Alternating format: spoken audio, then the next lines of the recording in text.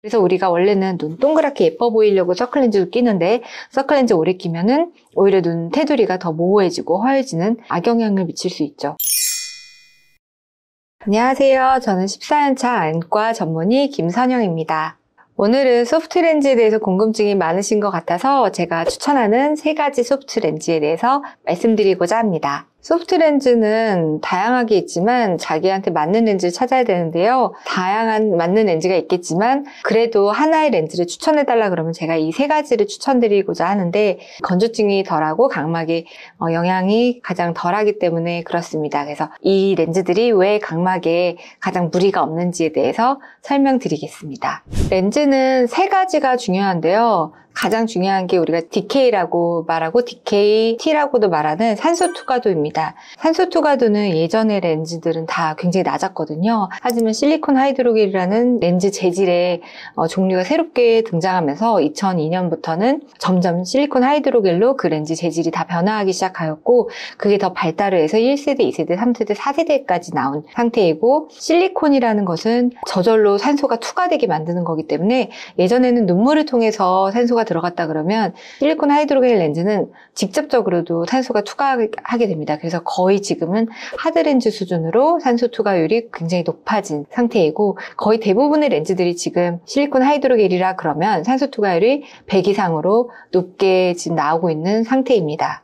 렌즈를 낄 때 가장 좋지 않은 합병증은 2가지인데요. 하나는 렌즈에 들러붙는 세균이나 오염물질 때문에 생기는 감염이고요.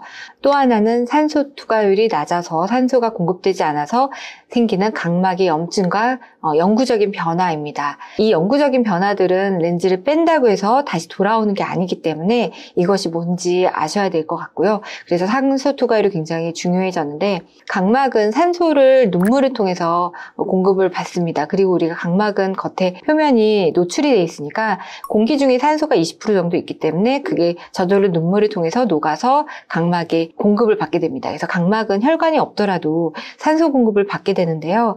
그런데 렌즈가 그거를 덮어버리고 나서부터 산소 공급이 잘 되지가 않으면 각막이 붓기 시작합니다. 각막이 부으면 산소가 필요하다라고 생각을 하고 염증 물질을 마구 내는데요. 그 염증 물질 때문에 결막에 신호가 가서 결막에 있는 혈관들이 우리가 각막을 도와줘야겠다 하고 혈관들이 막 출동을 해서 각막으로 혈관이 자라 들어가게 됩니다. 그럼 테두리부터 없던 신생혈관이라고 하는 것이 생기는데요. 신생혈관이 생기면 테두리가 원래 매끈했던 것이 울퉁불퉁해지고 그 위로 혈관들이 막 발생하면서 그쪽 부위가 혼탁이 생깁니다. 그래서 우리가 원래는 눈 동그랗게 예뻐 보이려고 서클렌즈도 끼는데 서클렌즈 오래 끼면은 오히려 눈 테두리가 더 모호해지고 허해지는 악영향을 미칠 수 있죠. 각막 내피세포는 오밀조밀하게 세포가 크기가 같아야 되는데 렌즈를 끼신 분들은 내피세포를 찍어보면 이렇게 세포의 모양이 다양합니다. 그렇게 각막은 부어있게 됩니다. 그래서 부어있는 각막은 결국에는 시력을 떨어뜨리게 만들죠. 그래서 그 2가지의 변화는 영구적인 변화일 수도 있기 때문에 소프트 렌즈로 인한 각막의 부작용은 그렇게 진행할 수 있습니다. 그래서 산소 투과율이 소프트 렌즈에선 가장 중요한 부분이기 때문에 오늘 제가 말씀드린 3가지 렌즈는 당연히 산소 투과율이 굉장히 높은 실리콘 하이드로겔로 만들어진 그런 재질의 렌즈입니다. 그리고 중요한 것이 수분성이라 그래서 웨터빌리티라고 겉에 표면이 잘 적셔지는지 아니면 우리가 딱딱한 플라스틱은 적셔지지 않잖아요. 하지만 스펀지는 쫙 적셔지는 것처럼 그렇게 물이 잘 적셔지는 재질인지 그리고 함수율이라고 해서 물을 잘 포함하는지 물을 잘 스펀지처럼 빨아들이는지 스펀지처럼 빨아들이는 능력과 겉에가 말랑말랑해서 쫙 물이 펼쳐지는 건 또 2가지가 다른 거고요. 3번째로 렌즈가 딱딱한지 아니면 말랑말랑해서 부드러운지 그것도 굉장히 착용감에 중요한 역할을 하게 됩니다. 이 4가지가 굉장히 렌즈의 그 착용감 그리고 건조증을 유발하는 것 그리고 각막의 변화를 일으키는 것에 아주 중요한 역할을 합니다. 제가 가장 추천하는 렌즈는 지금도 전 세계에서 가장 월등하게 잘 팔리고 있는 1위 렌즈 아큐브 오아시스 원데이인데요. 이 렌즈는 당연히 산소 투과율이 높고 높고 그리고 겉에 수분성이라고 해서 촉촉하게 렌즈가 유지되고 있는 것이 굉장히 그 높은 기술로 되어 있기 때문에 환자분들이 착용감이 굉장히 만족도가 높습니다.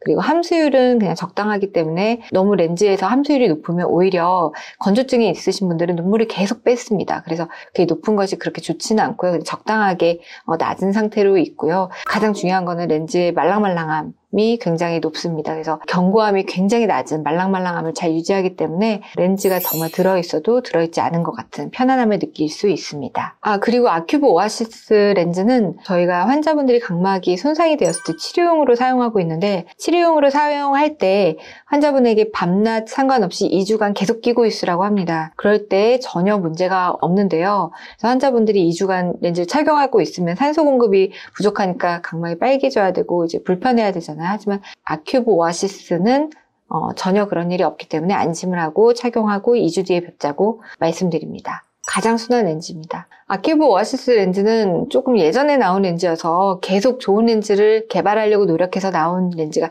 두 가지가 있는데요. 하나는 조금 예전에 한 2, 3년 전에 강소라 씨가 광고를 한 알콘의 토탈1이라는 렌즈입니다. 이 알콘 토탈1은 우리가 함수율을 높이면 렌즈가 말랑말랑하고 편안하지만 그래도 계속 안구건조증이 있는 분들에게 눈물을 뺐으니까 좋지가 않은데 그래서 워터렌즈라고 해서 함수율을 겉에 표면만 높이고 가운데 대부분의 렌즈 재질에는 함수율을 굉장히 낮춰서 눈물을 겉에 표면만 뺐고 전체 렌즈에서는 눈물을 뺏지 않아서 눈물을 최대한 안 뺏게 그렇게 아주 좀 디테일하게 재질을 하나로 만든 게 아니라 좀 마이크로하게 만든 렌즈인데요. 이러한 기술은 딱 이 알콘의 토탈1에서만 있는 기술입니다. 그래서 렌즈가 겉에 표면은 굉장히 좀 미끌미끌할 수가 있고 그래서 편안한 느낌을 더 가진다고 많은 분들이 만족도가 높은 렌즈입니다. 안구건조증이 심하신 분들한테 사용하기 좋겠네요. 안구건조증이 심한 분들에게는 이제 많이 함수율이 그렇게 높지 않고 낮으니까 눈물을 뺏는 거가 이제 줄어든다고 되어 있는데 그 대신 다만 아큐브 오아시스에 비해 말랑말랑함은 조금 떨어지기 때문에 건조증이 있으신 분들은 좀 눈물을 뺏는 거가 적은 렌즈도 좋겠지만 말랑말랑함도 굉장히 중요하거든요. 왜냐하면 렌즈가 살짝은 움직이는데 딱딱하면 눈에 계속 자극이 되기 때문에 특히 건조증이 심한 분들은 자극이 더 심하게 됩니다.